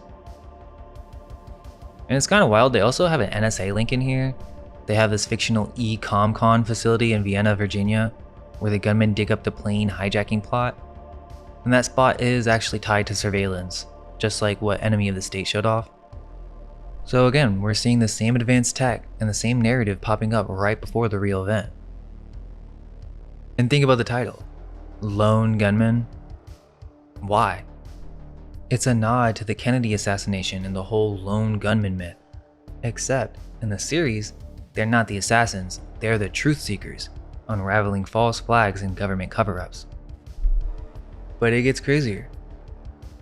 Speaking of lone gunmen, let's talk about the Parallax View. Based on a novel from 1970, which is only 7 years after the JFK assassination. And it's crazy because this movie basically lays out the MKUltra psychological angle before the church committee even exposed real mind control programs. And it has this scene where you, the audience, are actually subjected to a kind of conditioning sequence, like right there on the screen. The movie begins with Senator Charles Carroll assassinated during a public event, And right away, there's a committee that investigates for 4 months, and they wrap it up neat saying, well, it was a lone gunman. No conspiracy, no evidence whatsoever. The case is closed. And that's supposed to end all speculation, right? This is referencing the Warren Commission. Then we follow Joseph Ferrie, played by Warren Beatty. He gets kind of pulled into this mess when people around the assassination start turning up dead. A woman comes to him saying they're trying to kill her, and sure enough, she ends up dead too. So Ferrie starts poking around and it gets weirder. He meets a guy who tells him that you can fake heart attacks with the right methods, and he looks into another suspicious accident where someone supposedly drowned fishing. And then, a cop that he thought was an ally tries to kill him, so he knows something bigger is going on. Brady stumbles onto the Parallax Corporation. This is wild. They're recruiting with ads like, if you're one of those special people with brains, not just education, who's not living up to your potential, you can change your luck. And then it's signed Division of Human Engineering. So we're seeing this shadow company literally advertising to find unstable and disillusioned people, and they give out personality tests that are designed to measure anger, repression, frustration, basically trying to detect who has homicidal tendencies. And the scientist tells Ferrie this is about directing emotions. Well, eventually he kind of fakes his own death, uses the help of that scientist to rig his test answers so he looks like a perfect fit for this corporation. And sure enough, a Parallax recruiter tells him he's exactly what they're looking for. And this is when we get the MK Ultra scene. Brady sits in a room and they flash this insane montage for like 5 minutes of these random words and pictures: love, hate, family, God, sex, guns, assassins, patriotic imagery, and it just speeds up and gets extremely disorienting. It's a psychological trigger test. MK Ultra on film. And remember, this is 1974. Then it all comes together. He recognizes one of the supposed assassins from before working inside Parallax, and he witnesses them planting a bomb to kill a senator. But even though he stops this plot, it ultimately doesn't matter because the whole thing's bigger than him. He gets set up for another assassination in Atlanta, and that's how the movie ends. He becomes the Patsy, the Lone Gunmen, and the ending of the film just loops right back to the beginning with the same committee declaring once again it was just a lone gunman, no conspiracy, no questions. That's how it ends. They literally tell you the point isn't that Ferrie was trained to be a killer, it's that Parallax was profiling him to see if he'd be the perfect Patsy. Unstable enough to frame, but someone that they could blame while the real machine keeps running. It's about how these shadowy groups exploit psychology and engineering to create assassins or fall guys. And in the end, the system erases him and seals the record. The lone gunman myth maintained. Next, let's get into conspiracy theory from 1997 with Mel Gibson. And right away, this one's pretty meta because it's literally about a paranoid cab driver named Jerry who rattles off every conspiracy you can think of: fluoride in the water, New World Order, 33rd degree Freemasons, CIA directors, microchips, silent black helicopters. And this scene's pretty famous because he's basically dropping a whole laundry list of stuff that people used to laugh at, but now most of it's come true. And the whole thing ties back to that Parallax mind test because Jerry himself is basically a sleeper agent who doesn't even know it. He's been through some type of trauma programming, so he has flashbacks and amnesia. He's in the cab talking about love when he gets hit with this crazy MK Ultra sequence in his head. Then he's on the street stalking this girl, Alice, played by Julia Roberts, while listening to a radio show about how Oswald didn't kill Kennedy and Jack Ruby didn't kill Oswald. This is going on in the background, there's like these little details, and they're talking about this suspicious guy in Dealey Plaza, right? So Jerry keeps seeing shady guys that he thinks are feds, but they're not feds, they're tied to a deep operation. And sure enough, he gets taken to the CIA facility, strapped down with his eyes taped open like Clockwork Orange, and injected with truth serum. He starts tripping, and you realize that he's been here before. This is why he has these memory holes. But he bites the nose of his captor and he escapes. The psychiatrist in charge of him, Jonas, is CIA, and he literally wears a ring that says Veritas. So right away they're telling you it's about secret orders and oaths. From there, the movie just keeps dropping bombs. Jerry's newsletter says the Grateful Dead were actually British intelligence agents, which is funny because that also lines up with the rumors about LSD being seeded through their concerts. Then there's even an Operation High Jump poster in the background of this apartment. But I thought this was crazy. Jerry calls out Oliver Stone, the director of JFK, saying, yeah, he's connected to George Bush, that he must be a government disinfo junkie because you'd think they'd let him make a movie if that was all real? You'd think they'd give him a podium? Basically saying Stone was given a pass to spread controlled opposition. Then you have the scene where Alice is asking him, who's they? And Jerry shows her a handshake, not just any handshake, but the actual Masonic Master Mason grip, with a thumb pressed in the near knuckle. And then here's the reveal. Jonas explains to Alice that he worked for the CIA on the MK Ultra program, mind control, Manchurian Candidate stuff. And he says officially it was terminated in 1973, but the science continued under his research. He even admits not every operation was theirs, like the Reagan assassination attempt, that somebody else stole the tech. Pandora's box was open, and it seems that Jonas feels slightly guilty, but Jerry's just one of his programmed subjects. That's why Jerry has flashbacks. That's why he's obsessed with Alice, because Jonas used him, and then Jonas tells Alice that Jerry killed her father under that programming. But we find out that Jerry actually didn't do it, and Jonas was behind it all along. Jonas gets killed, Jerry takes a bullet, and everyone thinks he's dead. But in the last scene, we see Alice visiting his grave, and then she finds out that he's alive, watching her from a distance. So the whole film is a conspiracy thriller about a crazy cabbie who turns out to be right, packed with real MK Ultra references, real CIA history, disinfo accusations, Masonic symbolism, and predictive programming. So now we get to Winter Kills from 1979. And this one's important because it's written by the same guy, Richard Condon, who wrote The Manchurian Candidate. Think about that. In 1959, he writes a book about a brainwashed assassin before JFK is even shot. Then after JFK, he writes Winter Kills in 1974, which is literally about the Kennedy assassination. They just swapped the names and locations, but it's the same story. Tim Keegan is JFK, Pa is Joe Kennedy Sr., and Nick is like this mix of a surviving brother chasing answers.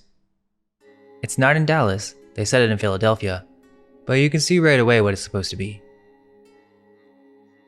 The movie starts with a chessboard, signaling the whole thing's a power game at the highest level.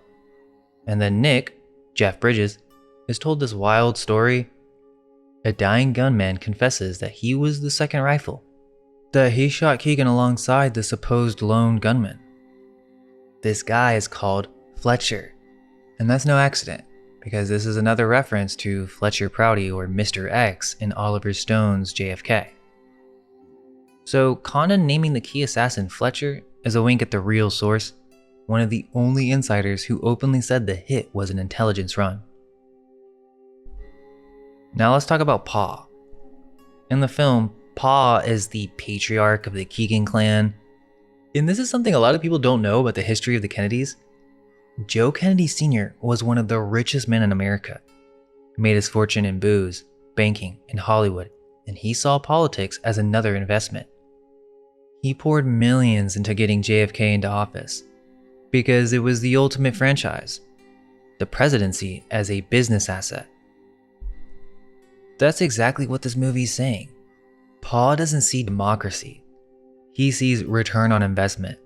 And when his son, Tim, JFK, gets idealistic, that's when things go bad. So Nick starts pulling at the threads, and it plays out just like the JFK case.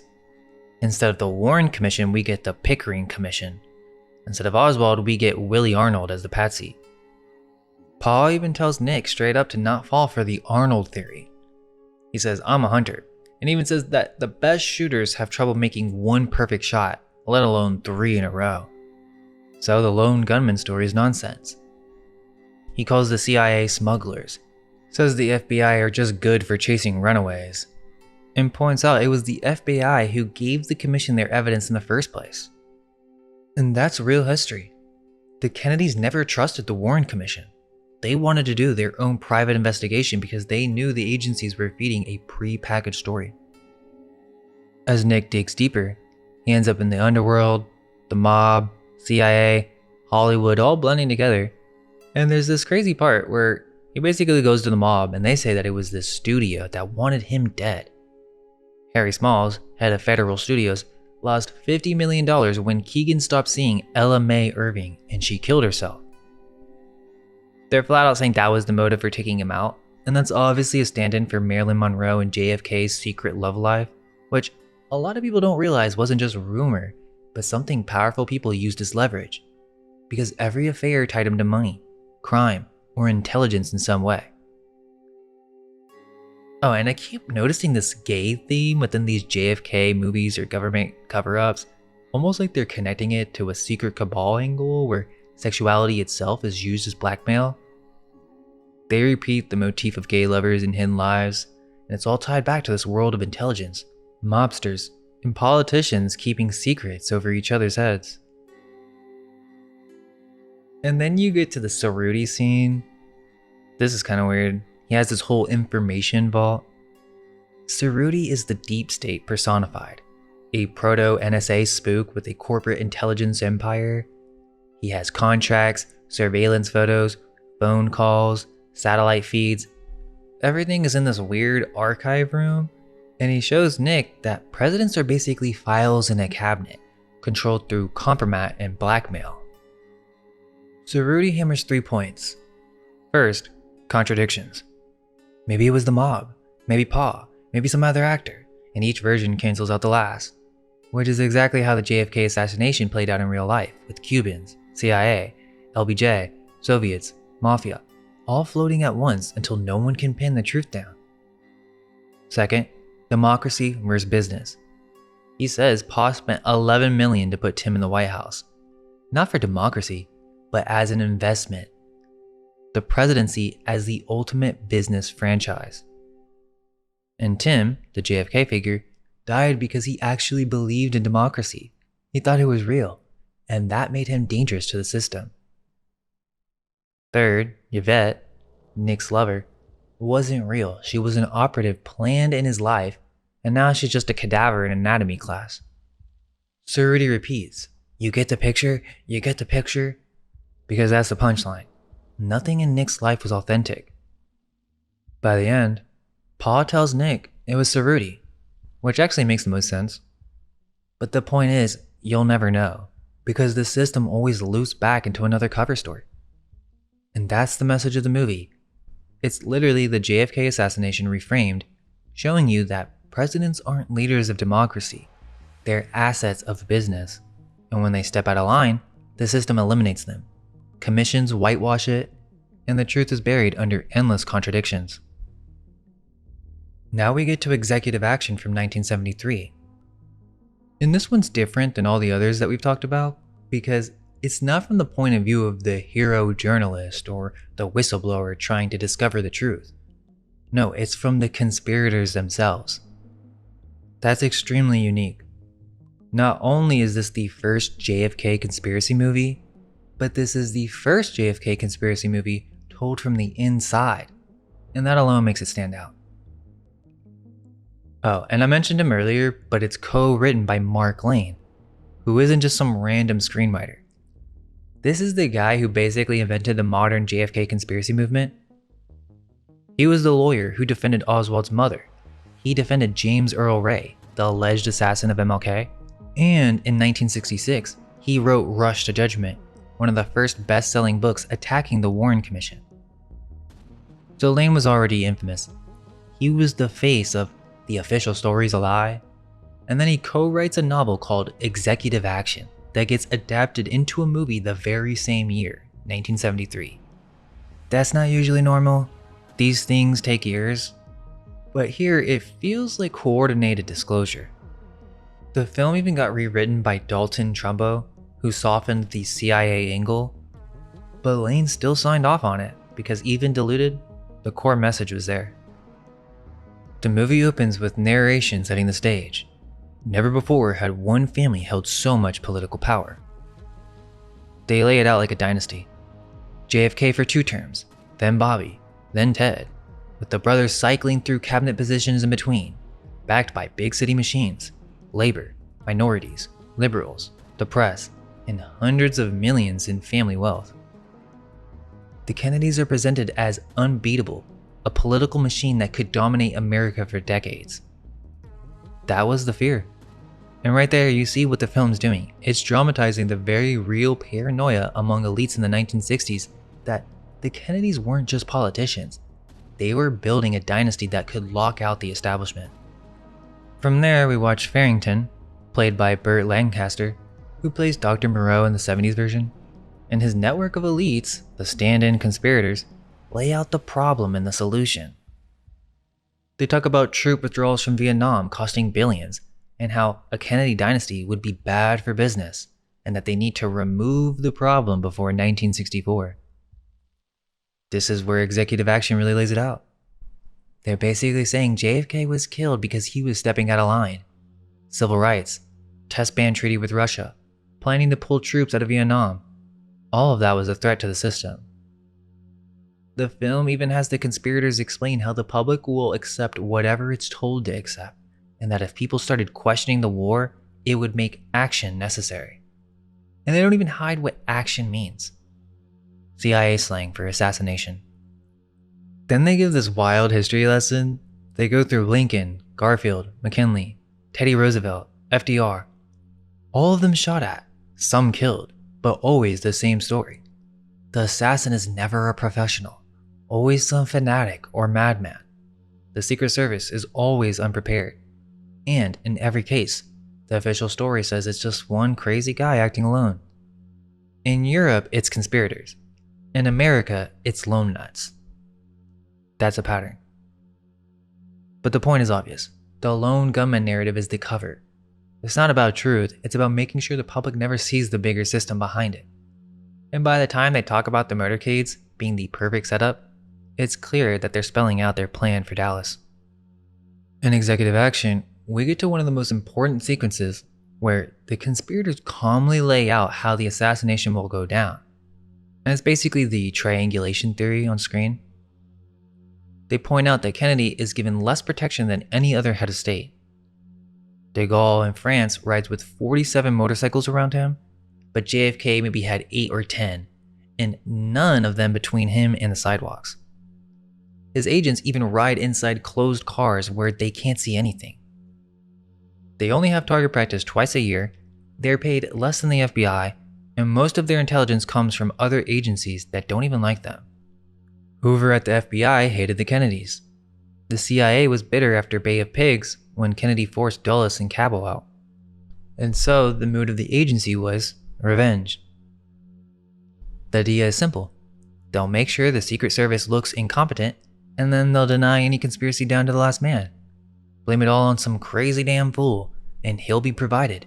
And of course, we know that fool was Oswald.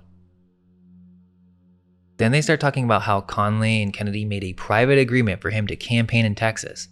So the conspirators already knew when and where the opportunity would come up.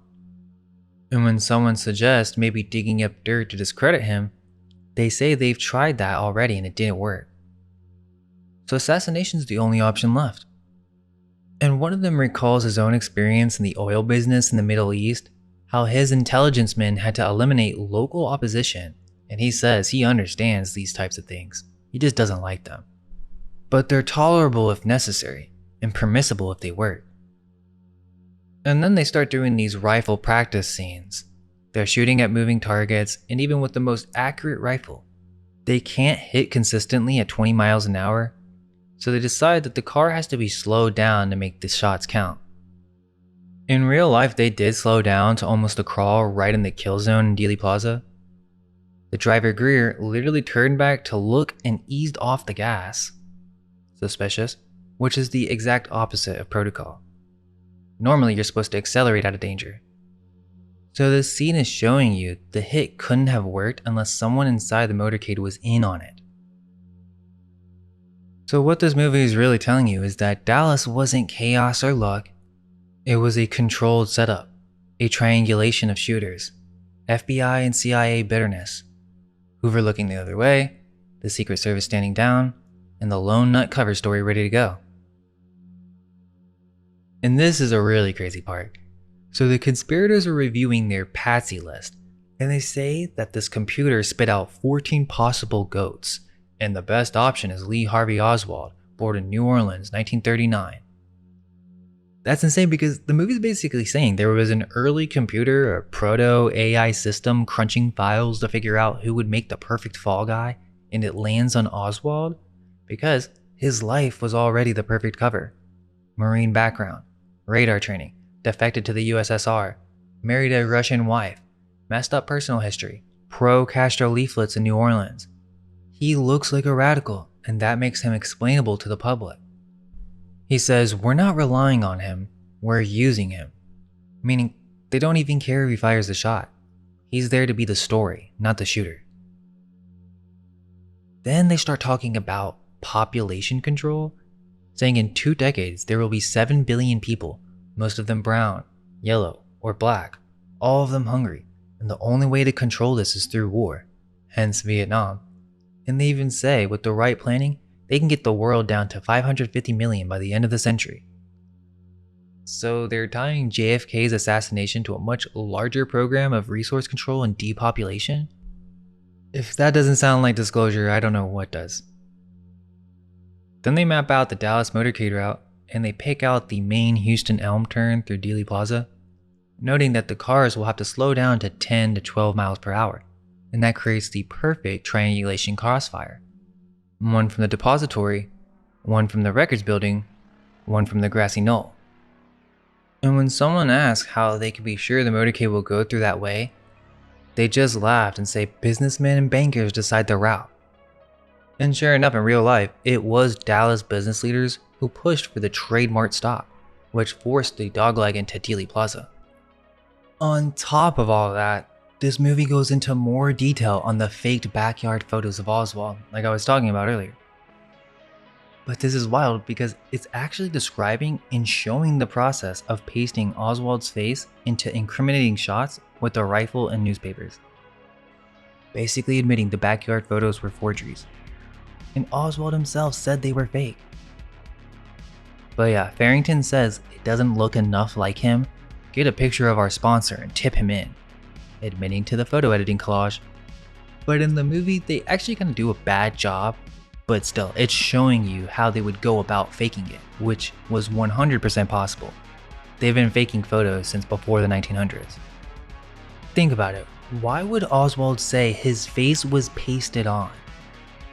Seems like an odd thing for a lone gunman to say. Farrington also starts describing detail changes. He says to add a scope to the rifle, add a pistol to the hip, and the Marxist newspapers. They set up Jack Ruby in advance. They show the cabinet all flown out to Tokyo, so Washington's hollowed out while Kennedy's exposed in Dallas. They even depict a phone blackout in DC. What's crazy is the Tokyo thing's actually true, I believe.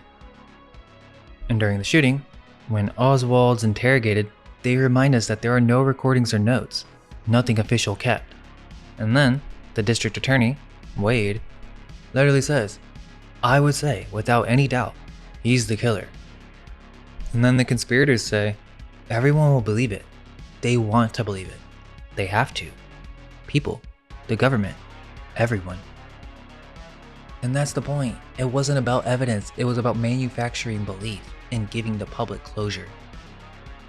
And then the movie ends with the title card. This is a very interesting detail that no other movie really highlights. It says in 3 years after JFK and Oswald were killed, 18 material witnesses died. 6 by gunfire, 3 in car accidents, 2 suicides, 1 with a cut throat, 1 from a karate chop to the neck, 3 heart attacks, and 2 natural causes. and an actuary for the London Sunday Times actually calculated the odds of that happening as 100,000 trillion to 1. They're telling you this is a cover-up so massive that the body count alone proves it. What I thought was crazy is that they have so much more archival footage in this film, like real footage of Kennedy, and it almost makes you wonder, how did they get permission to use all of this? For example, there's a scene where they're trying to explain how Oswald will be the perfect Patsy, and they're showing real photos of Oswald and military documents and all this stuff. It looks real to me. But yeah, there are a bunch more movies, a few worth mentioning. Arlington Road from 1999, another Jeff Bridges film. He was in Winter Kills. This one's about domestic terrorism and false flag setups.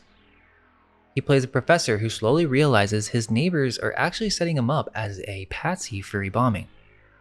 So by the end, he's the one framed as the terrorist. And it drops the same idea that we've been seeing over and over again.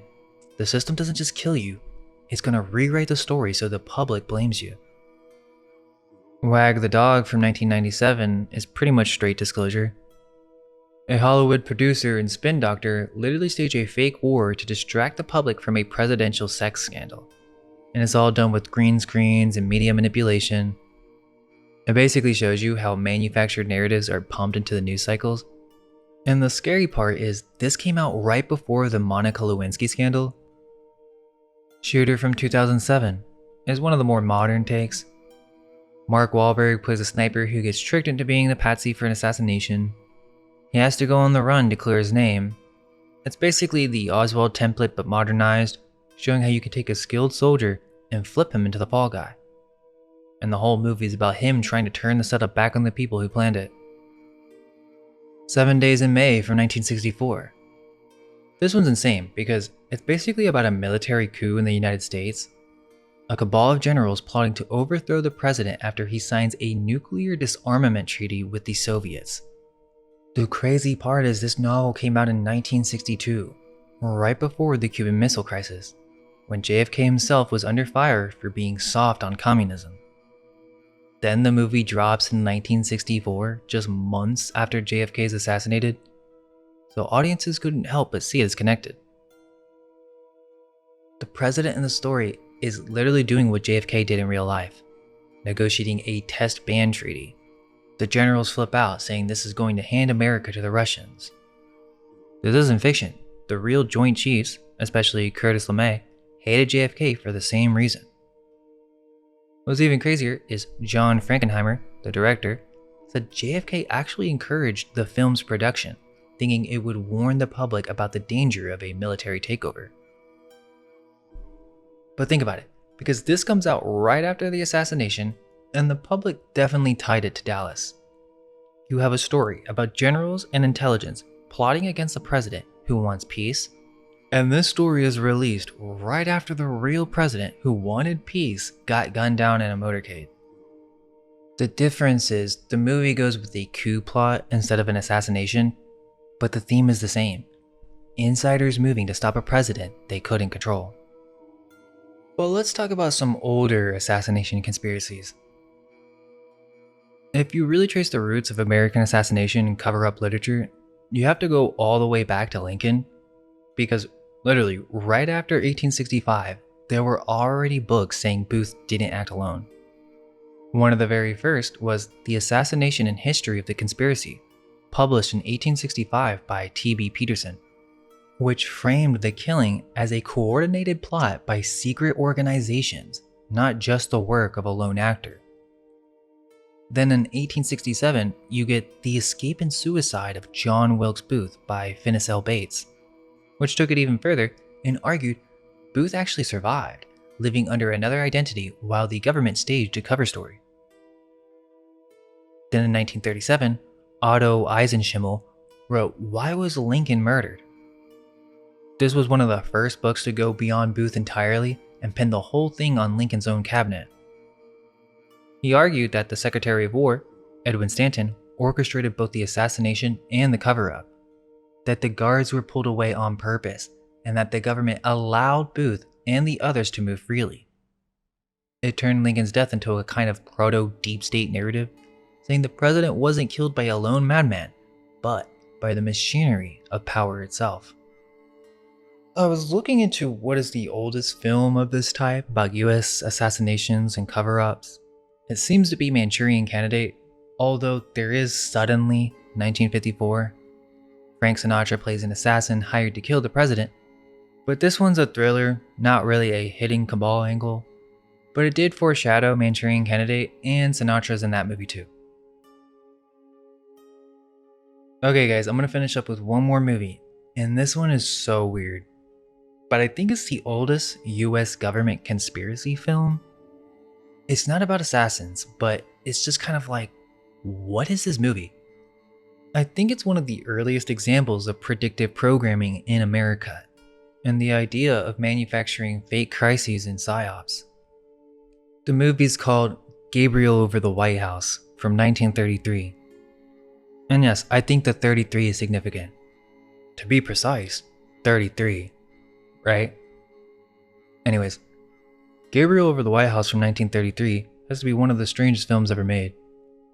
And honestly, I think it's the first American conspiracy movie. It's not about assassins this time, it's about staged psyops.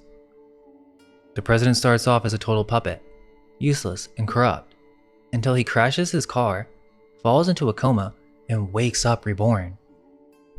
The crash is the initiation, the symbolic death and rebirth. And when he comes back, he's basically possessed by the angel Gabriel, suddenly ruling with divine authority. From there, he suspends Congress, declares martial law, and starts running the country by decree. He sets up special courts outside the Constitution, stages public trials, and even has gangsters executed. It feels kind of like the first Law and Order psyop on film, scare the public with organized crime, and then justify authoritarian power grabs. Then he takes it international, calling for a world disarmament conference where he literally threatens military force if nations don't comply, using the crisis of debt and instability to push what looks like an early form of world government. And to sell all this, he starts quoting Abraham Lincoln, even modeling himself after him, pointing out how Lincoln suspended civil liberties during the Civil War to save the Union. The film's basically saying if Lincoln can do it, then it's noble for him to do it too. But the insane part is the predictions. Remember, this is 1933, and they're showing planes sinking battleships, which people thought was crazy at the time. But by Pearl Harbor in 1941, that was reality. Then they have a German delegate complain about debts, exactly what Hitler used a few years later to rise to power. And at the peace conference, Japan is the first to sign, when in real life they were the first to launch war. The reversals feel intentional, like symbolic foreshadowing. So what you get is a film that literally looks like a test trial, testing how the public might react to a benevolent dictatorship. Actually, that's literally what it was. And this is a crazy connection too. William Randolph Hearst, the giant newspaper mogul, the guy Citizen Kane was based on, pushed it as propaganda during the Depression. Gabriel over the White House wasn't just some random Hollywood oddity, it's straight up political propaganda. He was openly fascinated with strongman leadership in the 1930s, and so Hearst used his newspapers to promote fascist-style solutions as efficient compared to democracy, which he thought was too slow and weak to handle crises like the Depression. So, when the film came out in 1933, Hearst pushed it as a kind of propaganda piece. And by the way, Citizen Kane was directed and produced by Orson Welles, the same man behind the War of the Worlds radio fiasco. So yeah, that's the movie. It straight up shows a president possessed by an angel, suspending democracy, quoting Lincoln, staging crises, and moving towards world planning. I'll leave it at that, but I do want to make it clear that the purpose of this video isn't to promote conspiracy theories as the absolute truth, and it goes without saying that political violence is always wrong, no matter where it comes from, even if it's your own government. The point here is to encourage people to think critically about the official story. Just because the government or an intelligence agency tells us one thing doesn't mean it's the truth, and history has shown that over and over. It's always good to stay curious, especially when parts of the mainstream story just don't add up. Thanks for watching, guys. Please share if you don't mind, and all we can hope is that our minds may be unveiled.